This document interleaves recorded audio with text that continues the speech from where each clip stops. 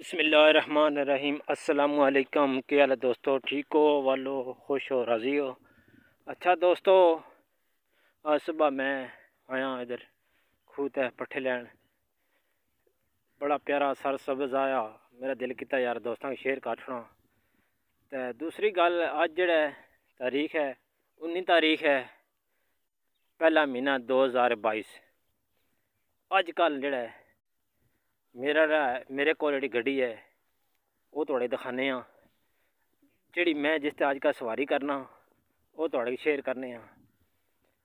तो ग्राम विच बैस सवारी बैस गड्डी जेह्ड़ी है वही है मेरे कोल, जिस ते मैं अपना जेह्ड़ा कम्म कर रहा चारा वगैरह लै करने आस्तै। मेरे वास्ते सहूलत आह्ली गड्डी मेरे कोल है। अज बड़ी गड्डी दिखाने आं। अजकल मेरे कोल है जनाब। अजकल दूसरियां गड्डियां टुर गईयां, कोई तुर्की रह गई तो कोई अजरबैजान रह गई। ये गड्डी फिलहाल ग्राम विच है। अजकल इसकी इस्तेमाल करने इस चारा वगैरह लैके जाने आं, तुहाड़े दिखाने आं। ओह् सामने देखी नी गड्डी, ये गड्डी अजकल साढ़े कोल है। बस बस तो आने आं ध्याड़ी चारा शारा कट के तो फिर इसे की वापस लैके जाने आं।